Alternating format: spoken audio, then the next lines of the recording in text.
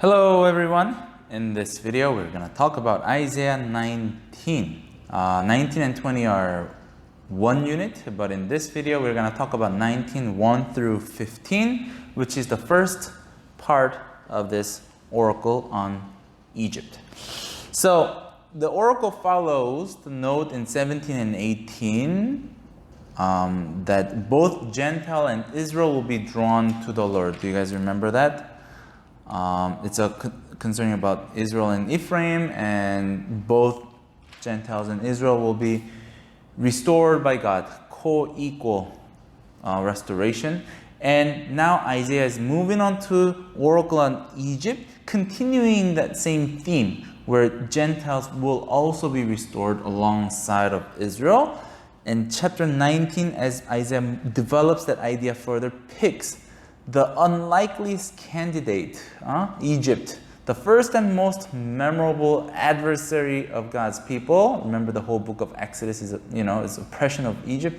So there's such an arch enemy of Egypt, arch enemy of Israel, and yet he's gonna use that arch enemy Egypt to explain that how this Gentile restoration is going to happen, meaning Egypt is also going to be restored. So before we dive in, let's look at the structure of Isaiah 19 and 20. Once again, chapter 20 does not have the word masa, the word oracle, meaning 19 and 20 is one literary unit. Make sure you read these two chapters in one flow. All right, first part of it is the judgment on Egypt prophesied, 19, 1 through 15. Okay, that's what this video is going to be about. Next video will cover the second and the third part, salvation of Egypt. Or actually, next video will probably cover just the second part, salvation of Egypt. And then we go back to A prime, judgment of Egypt, exemplified. So once again, it's a chiastic structure, judgment, salvation, and judgment. Okay, great. Let's move on. Now we're gonna move on to verses 1 through 15. Okay, the section A of 19 through 20. And I once again want to give you another outline for just this section. I don't do this for every section, but this is gonna help you. If you look at the structure of chapter 19 verses 1 through 15, it goes like this. It's A, B, B, B, A. Okay, A, the Lord's action, coming destruction on Egypt. And then you have three problems of Egypt. Okay, three things that Egypt is facing. One is social collapse, the other is economic collapse, and third is the political collapse. Once again, the whole message behind this oracle of the nations is that Judah is not to trust these nations because their destiny is doomed. Okay, you have no reason to trust in these countries, but rather trust in me because I am the one who can protect you. Right? So Egypt is going through social collapse, economic collapse, political collapse. It's a divided people. It's a collapsing economy, and the leaders are foolish. Why trust in them? Okay, and then the section in verse 15 will end with the Lord's action, the coming destruction on Egypt. Okay, pretty simple. Let's dive in. First one, an oracle concerning Egypt. Behold, the Lord is riding on a swift cloud and comes to Egypt. And the idols of Egypt will tremble at his presence, and the heart of the Egyptians will melt within them. Okay, that's the Lord's action. He's declaring that destruction is coming upon Egypt. Verse 2. And I will stir up Egyptians against Egyptians, and they will fight each against another, and each against his neighbor, city against city, kingdom against kingdom. So we're seeing this social collapse. There's this fighting against one another. There's going to be civil war. Okay, verse 3. And the spirit of the Egyptians within them will be emptied out, and I will confound their counsel. And they will inquire of the idols and their sorcerers, and the mediums and the necromancers. And I will give over the Egyptians into the hand of a hard master, and a fierce king will rule over them, declares the Lord God of hosts. I do want to highlight the word hard master in verse 4. God's going to turn them into the hand of the hard master. Just keep that highlighted because it will come back in the second section, in the restoration section. Okay, so verses 2 through 4, we just covered the social collapse. There's going to be fighting against each other and civil war and so on, and hence why trust in Egypt.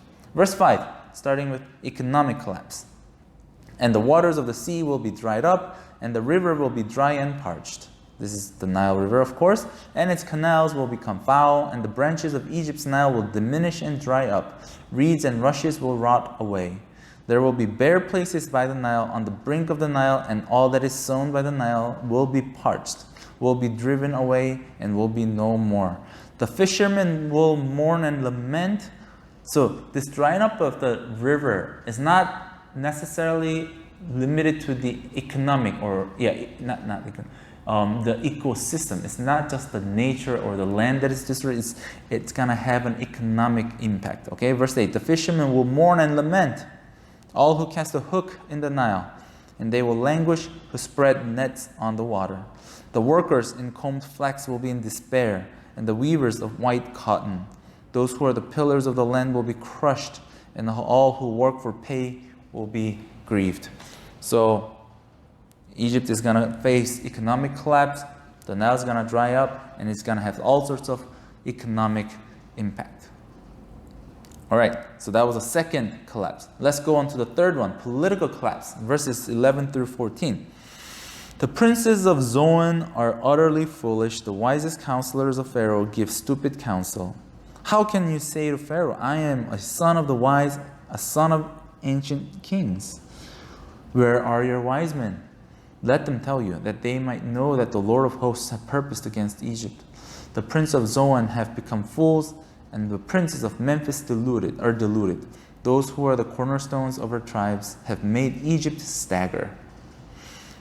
The Lord has mingled within her a spirit of confusion, and they will make Egypt stagger in all its deeds, as drunken man staggers in his vomit. Pause here. So in these verses, we see the political collapse because the princes of Zoan are utterly foolish. Where is Zoan? If you look at the map of Egypt, you have the Nile Delta on the northern part of Egypt. And on one of the delta branches of the Nile River on the east side is a city called Zoan. And if you look at Psalm 78, you don't have to turn there, but Psalm 78:11 says this is where Moses had performed some of his miracles. I am very, yes, so this is where some of the miracles had happened. If you look at Exodus, some of the miracles were done before Pharaoh, which probably was in Memphis. Some were done not necessarily before Pharaoh, but when just God says to Moses to do it, and he does it. So maybe some of those miracles were done in Zoan, and which is also very near the land of Goshen. Okay? So the prince of Zoan, meaning just political leaders, are foolish. And so the political leaders are not just playing their best game. They're not making the best decision, best call, and it is just driving the country down and down. Okay? So once again, why, Judah, would you trust in this country? And let's wrap up in verse 15. And there will be nothing for Egypt that head or tail, palm branch or reed may do. So what is this talking about? There will be nothing for Egypt that head or tail. I think this is referring to, the head refers to the princes, and the tail refers to the workers. Like in verse 10, the people who are impacted by the economic collapse. So whether you're a prince, a rich political leader, or someone who makes his living day by day, nobody's going to have anything to offer to Egypt because the condition of Egypt will be so bad. Okay? So this is once again a reason why Judah should not trust Egypt in the midst of the Assyrian crisis. Okay, Assyria is trying to destroy Judah. Judah is seeking for help. God is saying, don't seek help from Egypt, but from me.